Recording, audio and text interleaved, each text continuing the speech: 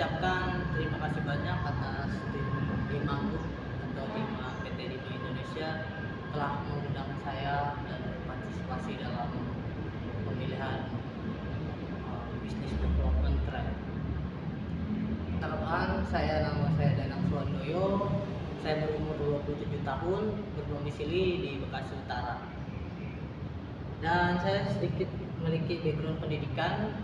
Saya lulusan dari D3 Politeknik Manufaktur Astra dan saat ini sedang menempuh pendidikan juga S1 di Presiden University dan saat ini sudah semester akhir. Lalu ada sedikit pengalaman juga saya, experience saya. Yang pertama diawali pada tahun 2019 mengawali karir sebagai admin entry di PT SR5 Mandiri yang bergerak sebagai distributor tunggal dari produk Guinness dan distributor minuman alkohol serta food dan minuman non alkohol teh kemasan. Beberapa produknya itu ada Bintang, ada Guinness, ada Gilbis, terus ada liquornya itu tropical, terus ada juga untuk minuman kemasannya ada teh kemasan itu ada Poka, lalu ada teh sejuk. Untuk foodnya sendiri dia biskuit. Ada biskuitnya itu ada biskuit dari Julis. Julis itu produk dari Malaysia, lalu ada Interbis. Dan waktu saya bekerja waktu itu ada bisnis barunya yaitu garam sari rasa. Dan saya melanjutkan di 2020 itu saya terpaksa berhenti bekerja karena terkena dampak COVID-19 karena perusahaan saya waktu itu beberapa pemasarannya dan beberapa marketnya itu adalah outlet, modern market, terus tradisional market, tempat hiburan, dan peraturan pemerintah waktu itu juga PSBB, jadi ada lumayan terkena dampaknya.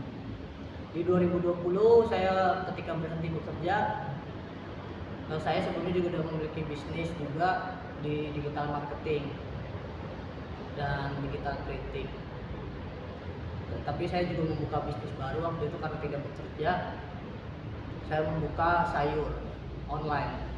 Di tahun 2020 itu sayur online belum sebanyak seperti sekarang yang sudah besar, contohnya seperti sayur box, terus Ebon Farm.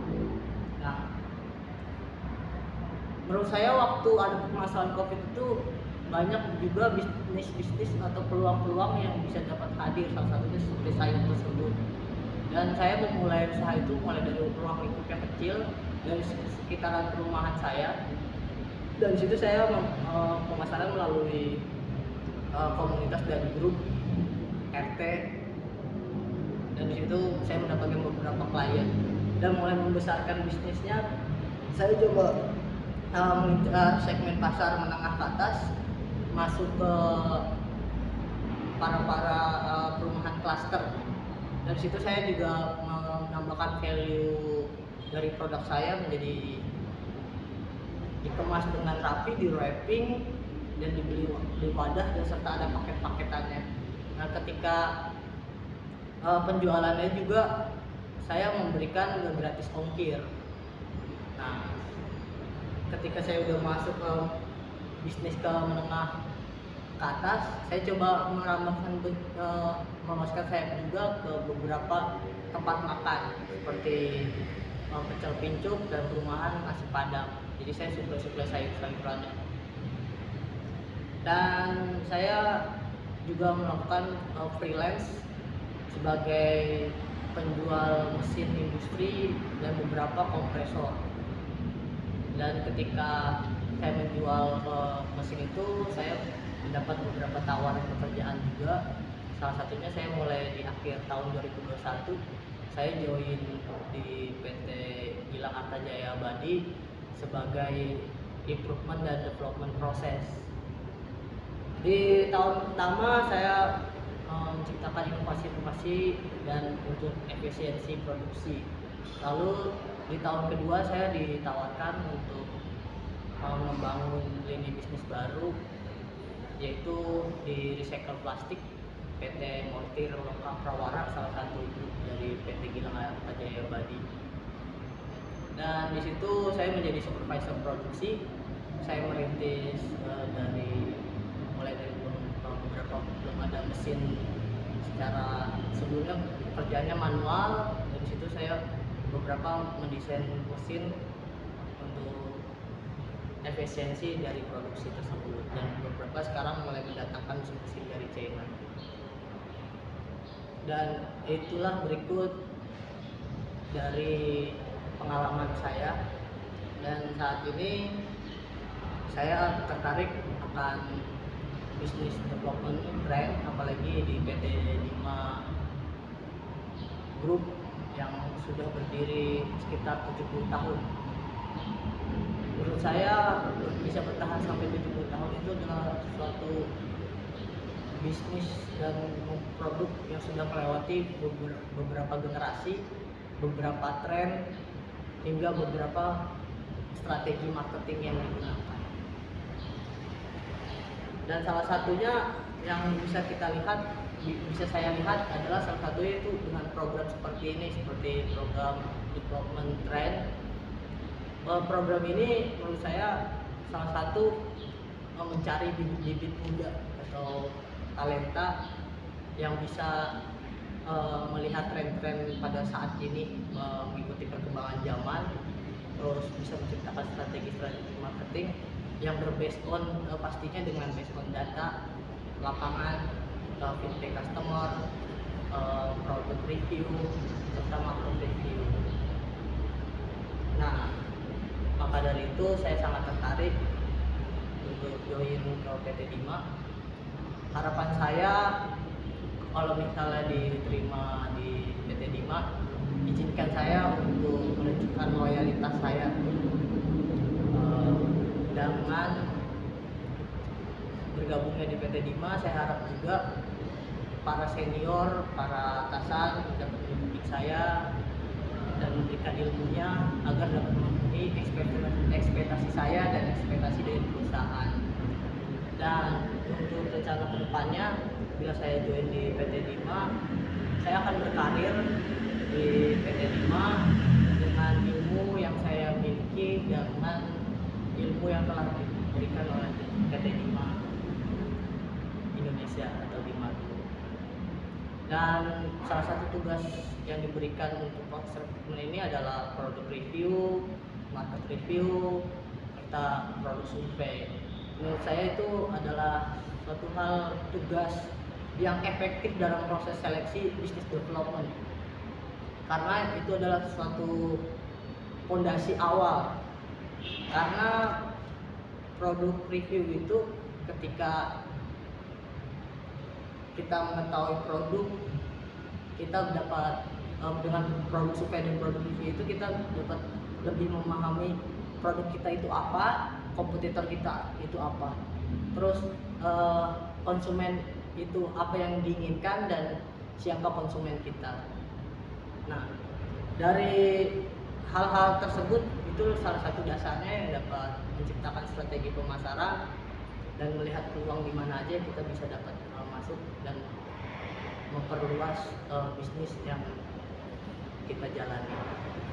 Nah, untuk produk-produk di PT Dima Group, mungkin saya tidak ada produknya, mungkin saya bakal review. Prinsipal salah satunya di sini ada DJO. DJO adalah brand besar dari Inggris atau dari London. Nah, DJO itu salah satu perusahaan sudah ternama di dunia dengan produk alkohol.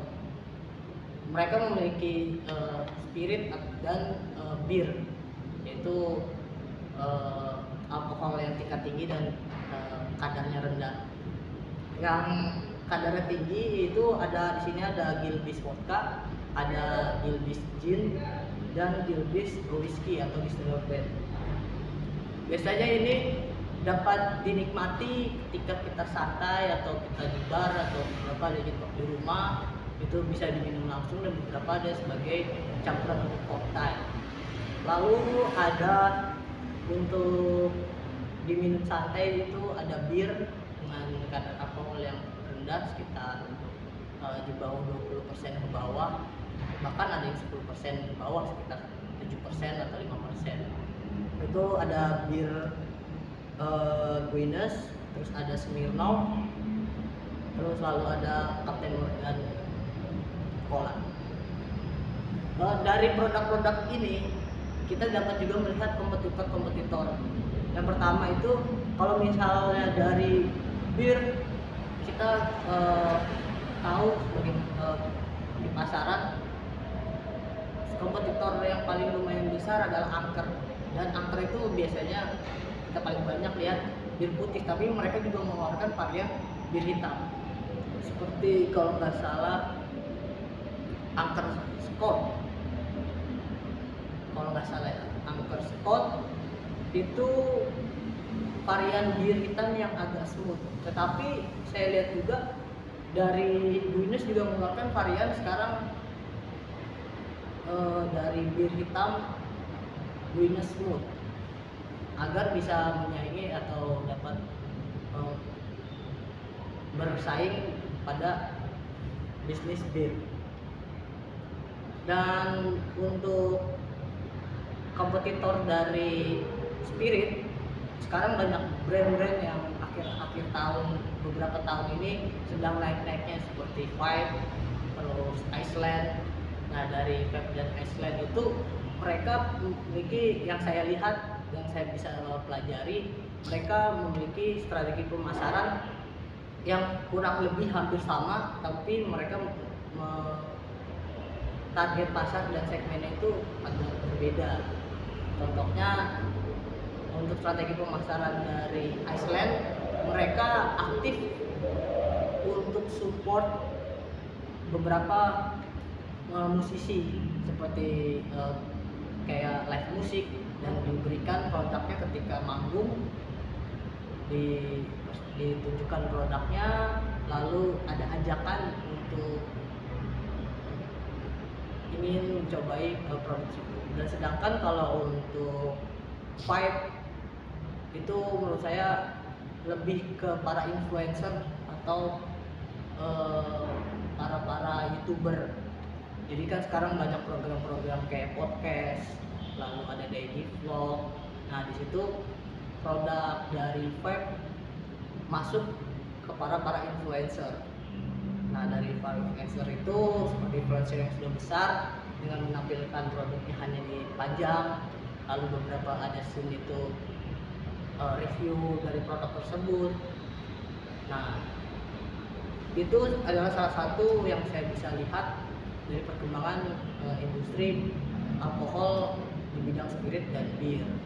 Sedangkan untuk Gilbis dan dengan variannya menurut saya udah memiliki cita rasa yang sudah cukup untuk lidah atau penikmat alkohol di Indonesia. Tapi untuk menyerang para sasaran anak muda masih beberapa banyak yang belum mengetahui karena kurangnya mungkin promosi. Tapi kalau untuk beberapa segmen kayak di tempat karaoke, tempat hiburan, mereka pasti sudah banyak mengenal Gilbis. Kalau untuk suruh memilih ketika Gilbis atau Iceland atau Vibe, pasti mereka ketika sudah merasakan Gilbis pasti lebih memilih Gilbis. Cuman popularitas ketika di kalangan anak-anak baru remaja itu emang banyak belum mengenal. Sedangkan untuk progres distribusi dari si Vibe itu trafiknya sangat tinggi karena mereka menyediakan outlet kecil-kecil yang sudah menyetok dari produk Vibe tersebut. Dan untuk proses pemesanannya menurut saya juga sangat mudah, kayak seperti eh, dari web, pemesanan dari web. Kalau nggak salah nama webnya Medium Yuk. Nah dari web langsung pesan dan bekerja sama dengan para driver ojol dan bisa langsung dikirim ke customer yang pembayaran transfer. Itu salah satu memotong cost juga dari distribusi. Nah menurut saya juga salah satu strategi yang bagus yang bisa diterapkan ke PT Lima Group dengan produknya Bilbis, promosi yang lebih gencar, memotong rantai distribusi lebih efisien. Nah untuk festival selanjutnya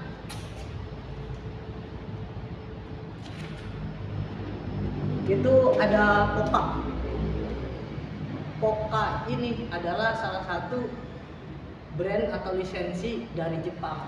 Sedangkan kita tahu sendiri, Jepang itu adalah salah satu negara yang penduduknya sangat menghargai dan mencintai teh hijau. Dan saya sudah merasakan produk Poka ini memiliki cita rasa yang berbeda dengan teh kemasan pada umumnya di Indonesia. Dan varian rasanya juga banyak. Jadi untuk beberapa misalnya bisa menyesuaikan rasa atau lidah orang Indonesia. Misalnya orang yang tidak suka rasanya manis dan ingin merasakan aslinya itu teh, ada teh olong.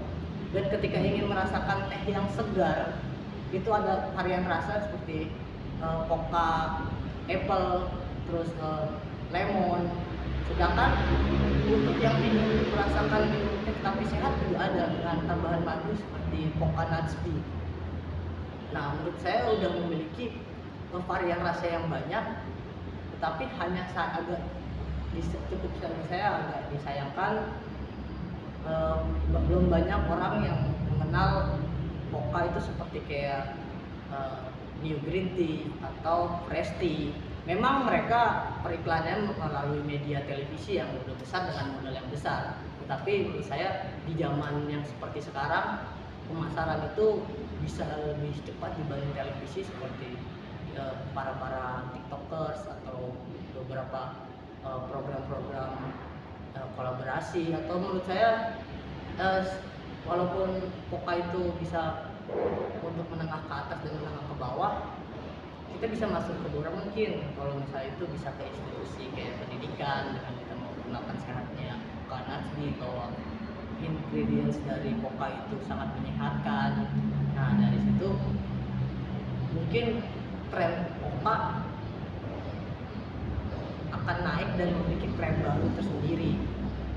Saya yakin Poka ini adalah produk yang bagus dengan pemasaran yang bisa lebih bagus juga mungkin karena saya minimnya literasi ataupun minimnya ilmu, tapi ya saya memiliki keyakinan tersendiri bahwa Poka adalah minuman yang udah tidak kalah dengan minuman teh kemasan lainnya, bahkan memiliki value produk lebih dibanding produk lain. Dan untuk dari Poka, walaupun sekarang sudah banyak di outlet-outlet seperti Indomaret, bahkan ada juri branding, itu menurut saya sudah salah satu terobosan yang luar biasa. Dan apalagi sekarang saya mendengar info dan membaca-baca juga di web serta melihat lowongan bahwa Poka juga membuka pabrik di kalau masalah di Subang atau di Bandung. Berarti mereka sudah memiliki demand yang cukup tinggi dan saya harap untuk pemasaran juga bisa lebih tinggi lagi. Dan untuk prinsipal selanjutnya,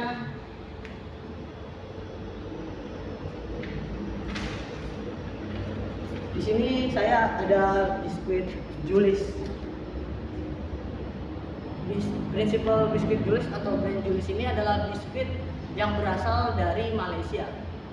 Nah, biskuit dari Malaysia ini juga tidak kalah, dan seperti sama kayak Poka tidak kalah dengan biskuit ini, tidak kalah dengan brand-brand yang ada di Indonesia karena memiliki varian yang sangat banyak. walaupun ini menurut saya untuk segmennya di segmen menengah ke atas, karena dengan harga yang cukup mahal, dengan packaging yang bagus, dengan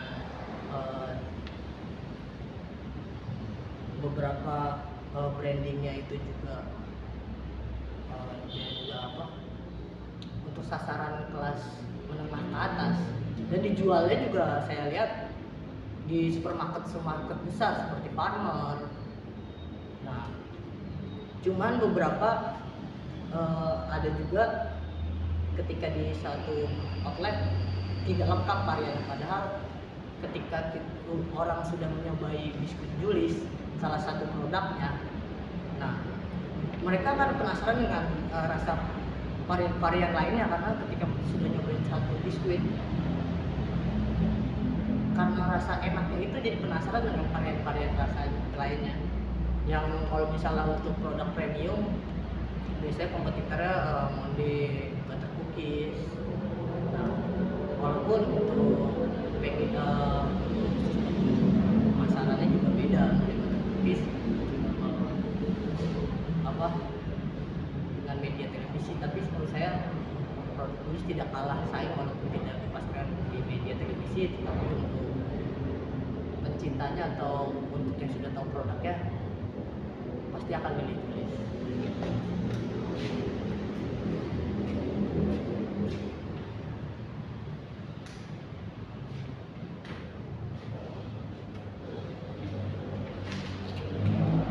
Dan untuk di Bank Indonesia sendiri juga bekerja sama dengan perusahaan Australia, misalnya saya baca dari web, untuk menciptakan wine lokal, karena di negara kita ini apalagi di Bali itu tidak kekurangan akan kebun anggur ataupun kualitas anggur yang bagus dengan memiliki cita rasa yang manis dan sedikit agak pahit, memiliki ciri khas rasa tersendiri dan cocok untuk digunakan sebagai pembuatan wine. Mungkin untuk pemasaran wine di Bali itu menurut saya dengan pasar Bali yang memiliki produk wine sangat banyak, tapi saya pasti melihat produk dari Bellissimo apa Caprice Brewery itu sangat banyak di outlet-outlet di Bali, dan itu bagaimana kita bisa mengembangkan lebih lagi bahwa kita menunjukkan bahwa Indonesia memiliki wine yang berkualitas dengan didukung oleh corporate yang sangat kuat. Walaupun ada beberapa kompetitor, kalau nggak salah ada namanya Bali Wine dan Sabada kalau nggak salah. Tapi menurut saya populasinya lebih banyak dari Bellissimo dan menurut saya packagingnya juga sudah cukup bagus, apalagi di varian sparkling, dan mereka sudah menggunakan tutup botol kayu dengan botol yang sudah menurut saya minimalis, dan menurut saya bisa dikembangkan kembali dan bisa nggak cuma di Bali populasi yang banyak, tetapi bisa ke seluruh Indonesia. Walaupun beberapa tempat memiliki regulasi tersendiri untuk penjualan wine.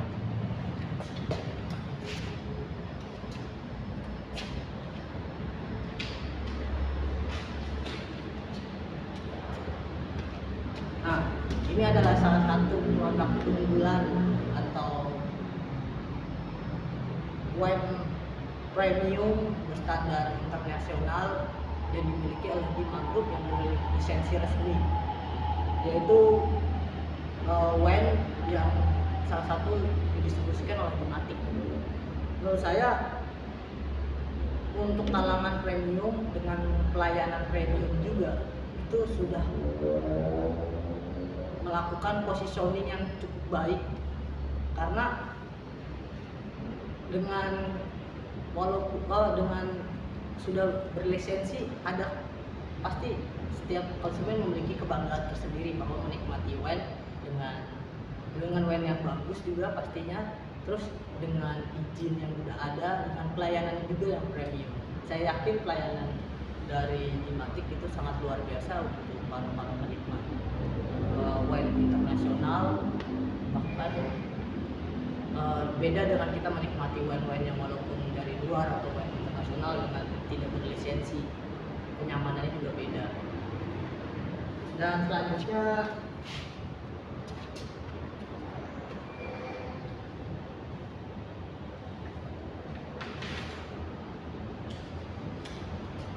di sini ada beberapa produk lokal. Jadi tidak hanya Bima Group yang saya lihat baca di webnya, tidak hanya mendistribusikan impor, tapi juga beberapa manufacturingnya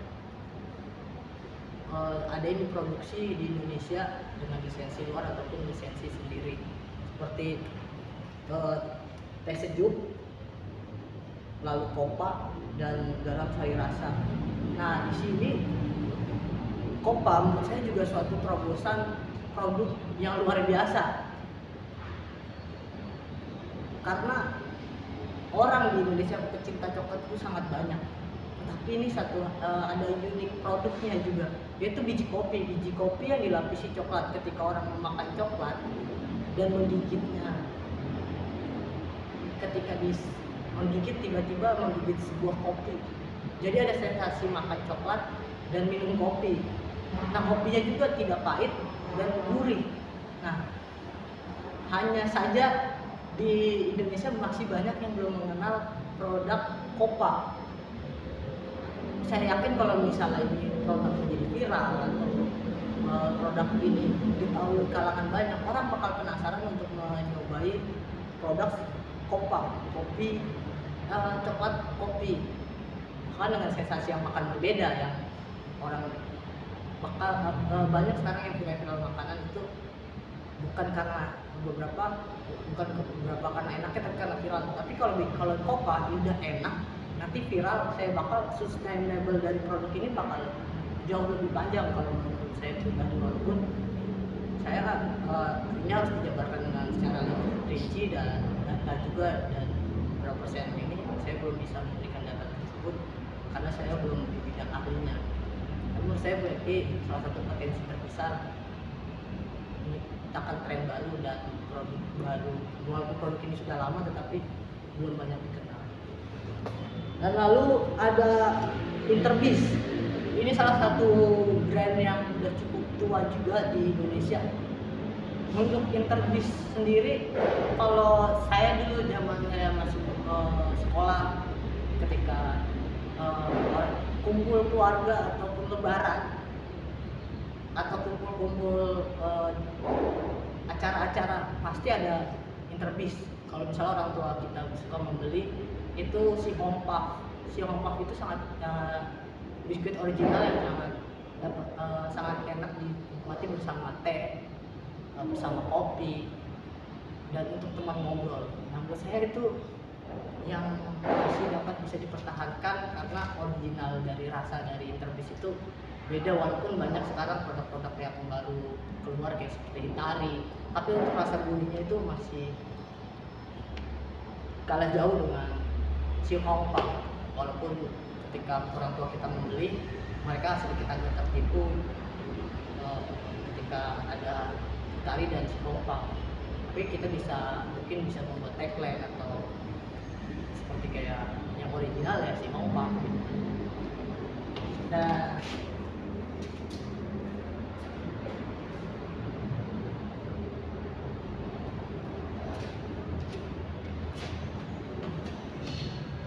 berikutlah produk review dan market yang bisa saya sampaikan.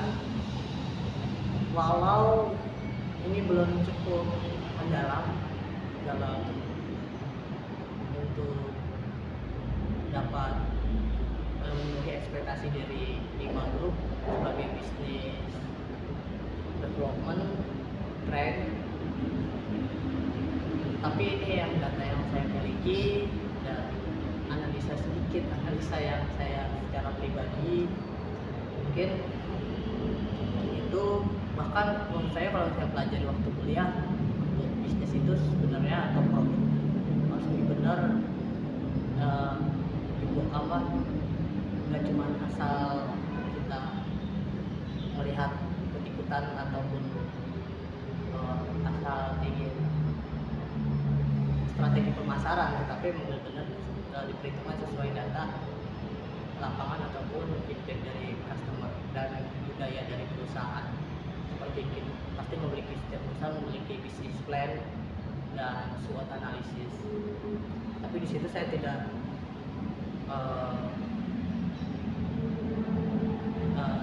tidak menyerah ataupun tidak berhenti di analisis saya ini. Saya yakin saya juga bisa untuk bersaing sebagai business development dengan kemauan saya, dengan analisa saya, dengan pengalaman saya. Walaupun pengalaman saya sebelum seberapa, tapi semua bisa dipelajari dengan para senior ataupun para atasan saya nanti di Maghrub. Saya memiliki juga skill beberapa negosiasi, bisnis plan, belajar dari kuliah, terus beberapa bisnis sendiri walaupun belum besar juga saya bisa melihat dari SWOT, belajar SWOT, dan saya juga memiliki basic yang saya alami selama ini atau saya jalani sebagai improvement development. Improvement development itu tidak hanya untuk di produksi, tapi menurut saya bisa dilakukan di bisnis juga, pastinya dengan data dan analisa. Untuk ini cukup sekian dari saya. Saya berharap kembali misalkan juga bisa merekrut saya akan memberikan loyalitas saya sebelumnya dan mohon bimbingannya. Itu yang saya harapkan agar saya bisa menginspirasi diri saya ataupun perusahaan. Sebelumnya terima kasih, selamat siang dan semangat pagi.